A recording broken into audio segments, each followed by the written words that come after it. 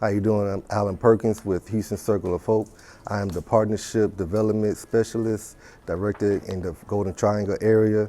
And what we're having out here today is called Strong Fathers, Strong Communities. It's an event that's for our men in the community, the backbone of the family, and this is for them to be able to connect with one another, hear some inspiration, some good speaking, understanding their roles, not just as a father, but as pillars in the community. And we want this to be a time for men to be able to come together, hear some great resources, get some support, and more importantly, connect with one another and able to see that how valued they are and necessary they are to the family and to the community. And the reason why I do this event is so, because a lot of times men get left out of the most important conversations dealing with their children and their families, being sent to their wives or their mothers. But I want to let them know that just that value and to be able to know that you have support in the community for you. And this is open to not just fathers, but grandfathers, cousins, uncles, all men and women who are raising their young men and raising their young boys as mature fathers in this community. So I want to have this event for everybody, connect with a lot of great people out here. We're gonna have some great individuals, some speakers, pillars in our community, and other organizations for us all come together, unite, and be a force and an impact in this community for Port Arthur. For more information. For more information, you can contact me at my email, which is Allen, ALLENP, at HoustonCircleOfHope.com. And from there, you'll be able to reach all the information and find out what we're doing.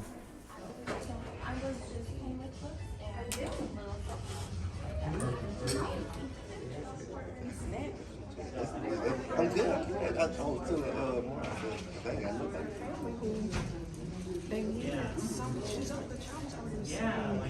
some services before and just does that. I still haven't done it.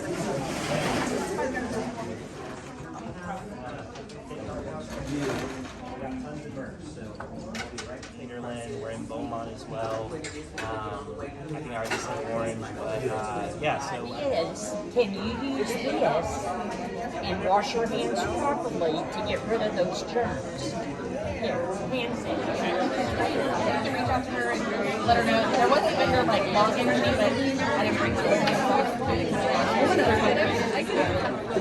share all that she has been doing in the community, all the many different programs she started, and she's here to speak with us about a very specific program that she has working that we all can participate in, especially with our clients and those that we serve in the community. So our very own Dr. Avery. Well, thank you, and thank you all for being here today. You know, I think there is nothing, and I mean nothing, more important to bringing a community together than collaboration. Yes. I said, I have a recognition. Recognize. I want to recognize each and every one of you for showing up and being of service and serving right here in our community. So give yourselves a round of applause. I said, I have another recognition. Recognize. I want to recognize Alan and his leadership. He does so much. He's talking about he does so much in our community to strengthen and support families and really just to bring resources together so that our community and our citizens can benefit from them. So I want to give it up for Alan and all that he does with Circle of Hope and everything else that he's involved in. So let's give him a round. Respect. Understanding. Responsibility. Compassion. Trust. All of that is summed up in the word trust, because when you trust someone, you open up the door for love. When you trust someone, you open up the door for unity. At a young age, my mom had a very traumatic experience when she was delivering my youngest sister. She had some medical trauma, and it resulted in, when she was born, my mom ended up having her disc ruptured in her back. They told her she would never be able to walk again. She was then transferred to a hospital in Houston for about 6 months, and my youngest sister stayed behind in the hospital getting critical care. And as a result of that early medical trauma, it had lifelong implications. And many of us are not aware, and oftentimes in my profession as a licensed professional counselor, I see so many parents that are not aware of medical trauma. We hear about adverse childhood experiences, but when we think about medical trauma, it is just as significant to a child's growth and development. It's really pivotal to our family being able to still feel like we can continue to move forward even in the midst of this adversity with our mom not being about the trauma of the hurricanes that we've experienced. What pulls us through that? And it's relationships. So I share that nothing, and I mean nothing, beats adversity in your homes, in your relationships, and in fatherhood like trust-based relational intervention. And that's what I want to share with you today. A game changer and an opportunity to really level up relationships in a way that has impact and really sustainable growth. And so I want to share with you about TBRI, trust-based relational intervention. It's 3 principles that are really simple. The first one is connection. That's the heartbeat of TBRI. It's being able to have meaningful every relationship. People want to know, do I matter? Do you see me? And am I worthy? We want all the fathers in our community to be able to say yes to all 3 of those. Yes, I matter. Yes, I'm worthy. And yes, you see me. And that is what TBRI provides, a vehicle for you to be able to do that. So connection is the heartbeat of TBRI. The second principle is called empowering. This is about really making sure the physical environment, the social environment, and really your physical body is getting what it needs. Oftentimes we can see when fathers may not be as involved, or they may have different degrees of involvement in a child's life.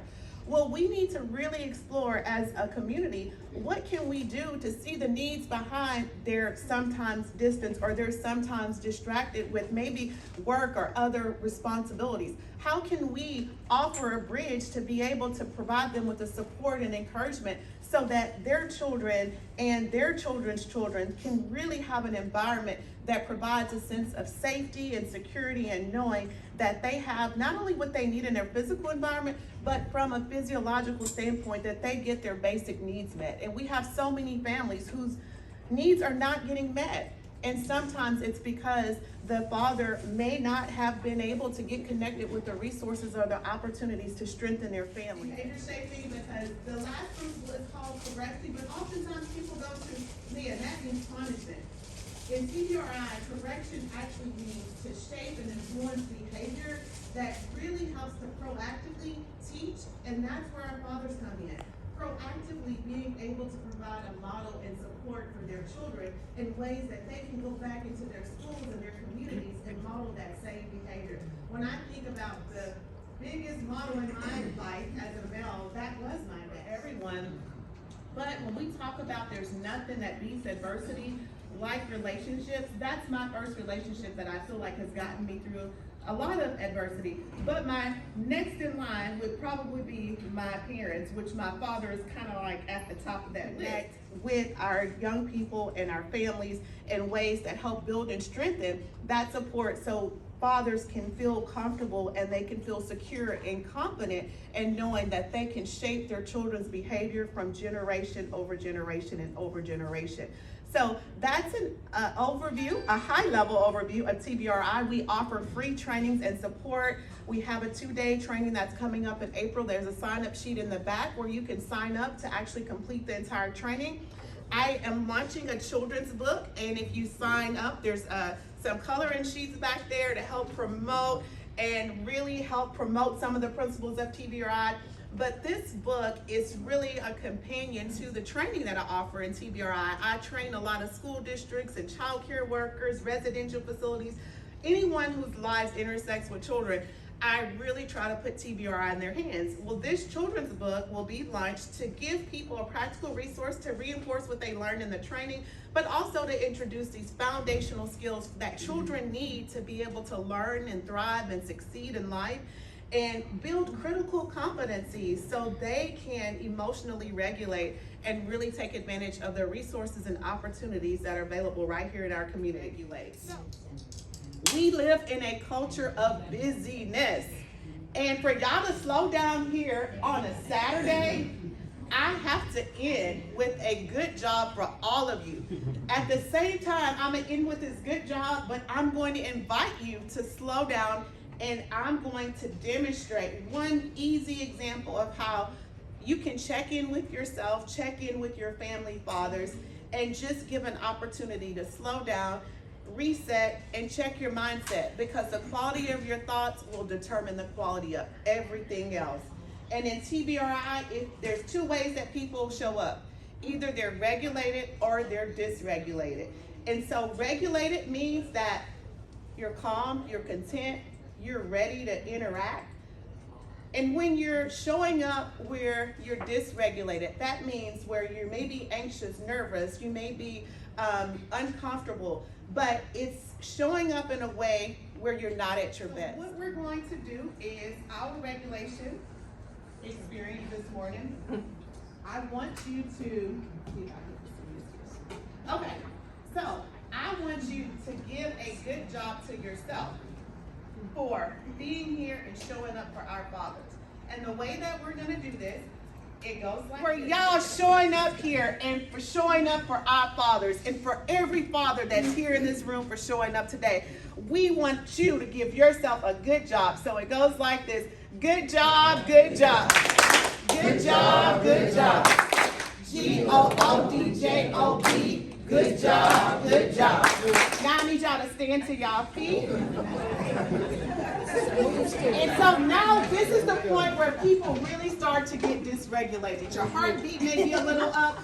Just check your pulse. It should, just check your pulse. Check your pulse.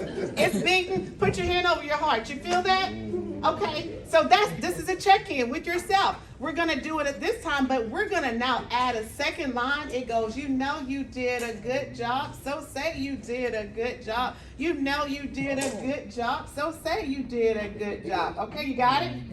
All right, let's take it from the top. Good job, good job. Good job, good job. G-O-O-D-J-O-B. Good job, good job. You know you did a good job, so say you did a good job. You know you did a good job, so say you did a good job. G-O-O-D-J-O-B. Good job, good job. All right, give yourself a good job. I want to just gently press to calm and reset your mind and your body. And I want to invite you to breathe in deeply. Exhale completely. Breathe in deeply. And exhale completely. All right, that is your pause and reset. And now we're going to fast forward to Mr. Perkins. Thank y'all. Definitely visit her table if you haven't already, and make sure you sign up and get involved with what she has going on. I like that so that book that she has going out. I'm definitely supporting it, getting the word out, which allows me to transition very well to us for now family, for a book reading. I was talking with Raymond earlier and different ones, just the value of reading to your children and what that does for them, for you. You know, it's a bonding time, and it stimulates the mind, it helps the vocabulary.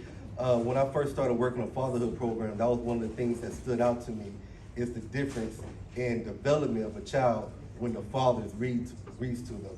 Though they go to school, though they're involved, but their growth escalated so much more when it's just daily reading, and not doesn't have to be a novel. A few minutes makes a strong difference when our father's involved with a simple, non-physical activity, you know, of reading.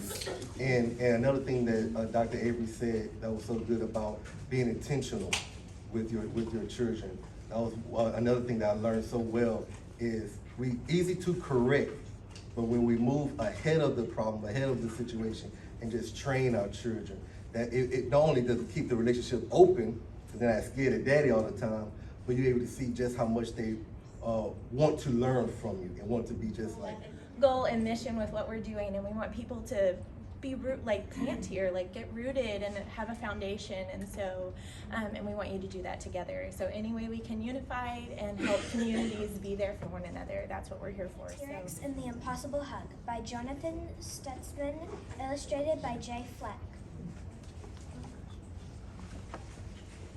Hello, Pointy. Are you okay? Not today. No, today I feel sad. I do not want to play. Tiny T-Rex and the Impossible Hug. I have tiny arms. It is very difficult to hug with tiny arms. Each day I'm growing taller, but still my arms are tiny. Hugging almost seems impossible for a T-Rex as tiny as me, but I will try anyway. Pointy needs me. He does not like math. Math will only make Pointy feel worse. Hello, Auntie Junip. I have a problem. I must learn how to hug, but my arms are too tiny. I have found that balance is the key to every problem. It's okay if you can't hug, Tiny. You are good at many other things. You are kind and creative and braver than most. You are tiny, but your heart is big. I cannot hug with my heart, Mother. I must learn to hug with my arms. I have made a mistake. Please help me. From up here, everything looks tiny like me. I could hug anything I wanted. Now I am falling. I should not have let go. Now I will never find Pointy. Hello, Pointy. Hello, Tiny. I'm here to make you feel better. I have practiced very hard and hugged many things. My arms are still tiny and my hugs are still tiny, but I will do my very best because you are my very best friend.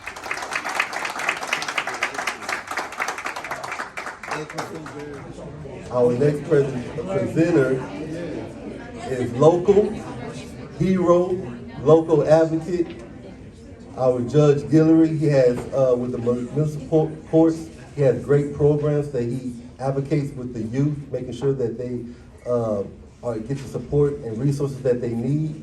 Whenever I decided to come to Port Arthur to bring some support, he was the name that I was told to get connected with.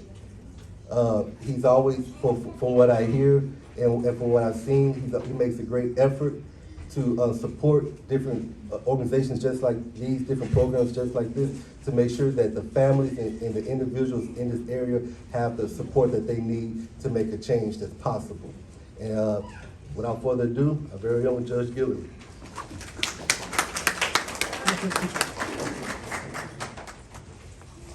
Opportunity to come and stand before you and with just a word of encouragement for everyone in this room, not just the fathers, because all of us have something in common. We have fathers and we have mothers. So the support system that we are trying to embrace is bringing the families back together again. What does that look like? I'm Joseph Guillory, and I'm honored to be your Justice of the Peace. I serve in that capacity now for the past 2 years, and it's been exciting. It hadn't been a roller coaster ride because we have been consistently committed to bringing change to our community. That I see in the court system is a little, it's heartbreaking because we have to go through a process of evictions, right? And we know the climate of this country right now has changed. Things have shifted. So there's emphasis on reducing funding and resources that help people in need. You have taken the time out of your day to be here demonstrates your commitment to bringing positive change to this community. Fatherhood is something that was important to me. We were working on bringing a program just like this. I'm so proud of the work that you're doing because this gives us the first stepping stone to doing something great. This book in this bag, I brought my friend. Before I became a judge, I used to get my hands dirty, right? Come on, don't be scared. Come on out here. You got to talk to your friends sometime. Because if you rely on them and you count on them, you need to talk to them, right? Well, let me introduce you to my friend. This is my friend, tried and true. Can you see all the work that we've done together? This is an impact. And believe it or not, this is a motivational tool for me because it demonstrates who I am each and every day. The job that I do impacts the community around me. So, stranded on the side of the highway with a tire blown out on my 18-wheeler, before I was a judge, I was a truck driver. Worked on my own trucks, did all the laborious, tedious things. I relied on this tool because I'm in the middle of a desert. Roadside service was 500 miles away. I had a spare tire in my rack. I needed something to get the job done. Normally, my father and I, who taught me, again, we talked about the importance of fatherhood, he put some things inside of me, the will and the know-how to do some things in life that I could rely on self, right? We had a big four-way lug wrench and what was called a cheetah pipe, which is a pipe, iron pipe by yay long, and we use that as leverage to take the nuts off the truck. This tool replaced that. It saved me many times. It's either I was going to spend time on the side of that road and wait for 10 hours before somebody would come help me, or I can get out there and physically do what I was trained to. Everything you do, and I'm telling you, Dr. Avery had me hooked until she tried to get me with some rhythm. Anybody know I can't dance, so, but his behavior in the community and some of the things that we stress to him cause him to have to change some perspective because we have babies looking at us, right? So what they see, they grow up and they imitate. So I told him, I said, you have a responsibility. You have a daughter now. And do you want your daughter to grow up in a dysfunctional environment? Or do you want to start addressing some of those issues that's going to affect her in the future? What we shouldn't be struggling with is our responsibility as adults, as fathers, as mothers, as a community. We got to find a way to bridge the gap, the way we work together. We start bringing those things that each of us need, because each of us in this room this morning needs something different. How many had a cup of coffee this morning? 1 sugar, 2 sugars, or no sugar? You see? Now, I wasn't able to do the no sugar thing until I went on a fast. I started a fast in January and I'm still on it. So by fasting, it allowed me to do some things spiritually, some things physically. Of course, you see, some of this has gone down, not all the time. I hope I said something that was encouraging to each of us here that you can take from this. If y'all would just share with each other the information that you have. Spindle Top has a lot of resources available. Good to see you this morning. How are you doing? Miss Carolyn, I remember your name. I'm working on it.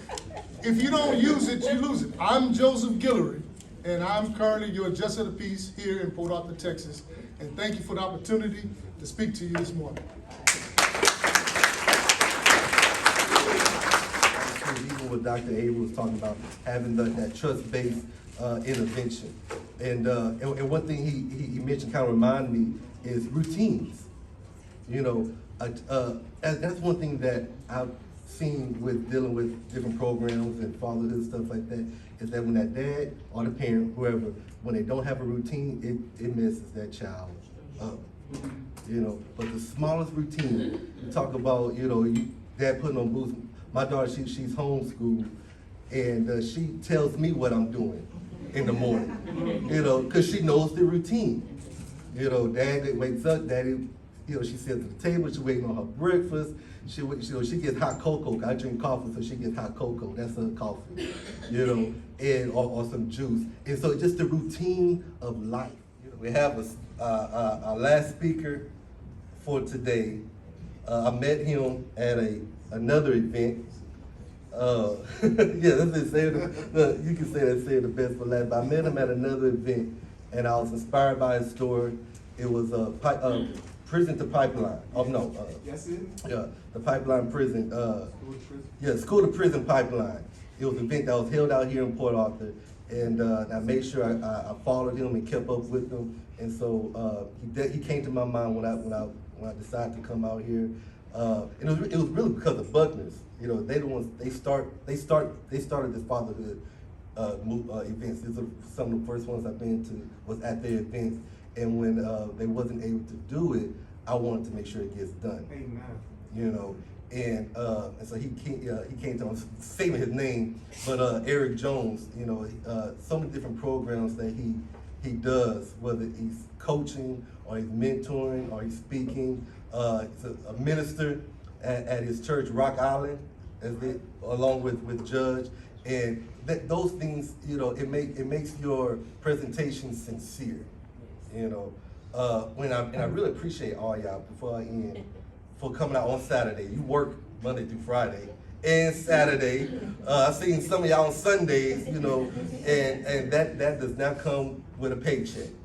You know, that comes with a heart and a love. To our very own minister, Eric Jones. Amen.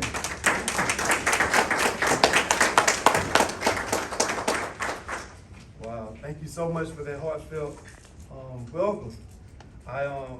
First and foremost, you know, being a minister, I have to give all glory and honor to God first. Before I do anything, before I speak, anywhere I go, I always have to, I must give honor and glory to God and my Lord and Savior, Jesus Christ, because without him, I'm nothing.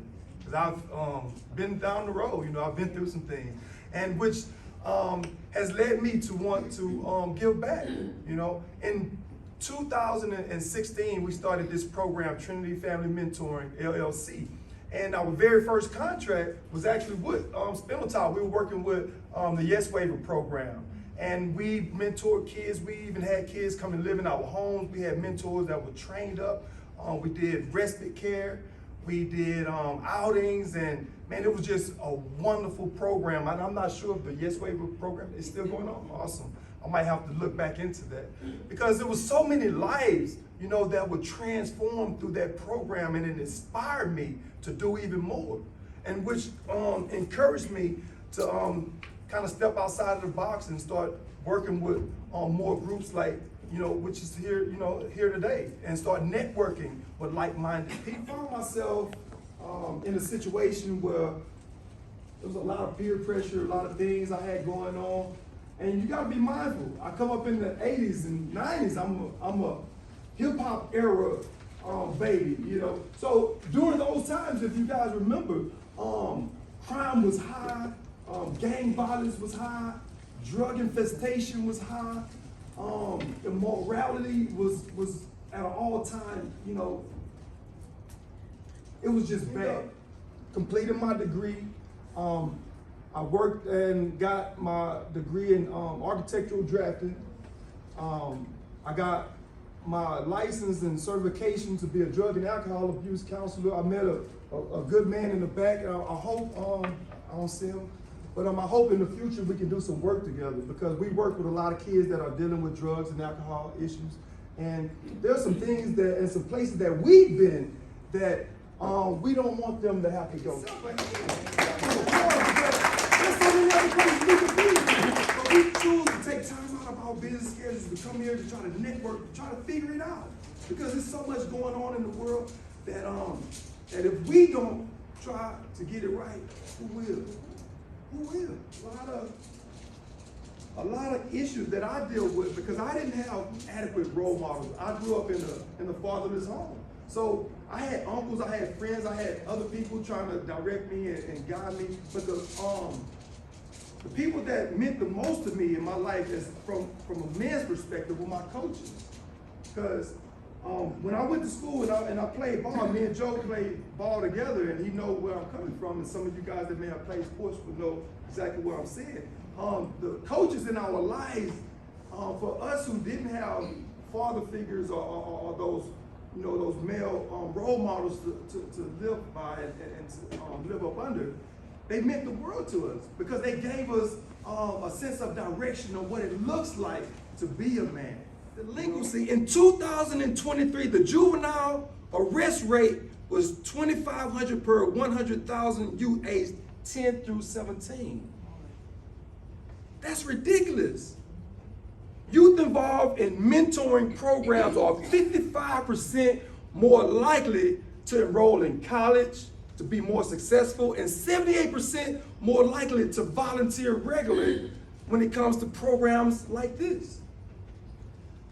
In the greater Port Arthur area, youth crime rates have seen a 15% increase in the past 5 years. Just in the past 5 years, and the crime rate was already high. But it has increased 15% more just in these last 5 years. We need you. We need every man, woman, and available body that can set a standard to change the narrative for our people in our communities. And I'm not just talking about Port Arthur, I'm talking about Port Neches, Neyland, Beaumont, Groves, the United States, for that matter. This is a cry. This is not just a speech, my brothers and sisters. This is a cry. Because the impact of mentors, youth mentors play a crucial role in the development and well-being of our nation. And this is why we need them. We need mentors because they offer guidance and support for not only our young people, but some of our young adults as well. Mentors provide advice, encouragement, and they help young people navigate life's challenges and make good, informed decisions. Be an old man one day sitting back and somebody come back and say, hey, Mr. Eric, I really appreciated what you did, what you told me. It stuck with me. And I actually got kids today because I've been doing this over 12 years, about 15 years. I actually got kids that then graduated college, started families, and coming back and they're sharing their testimonies. And it's a beautiful thing, And you can also share into the same journey with me. If you dedicate just an hour of your time a week, that can change the life of a child.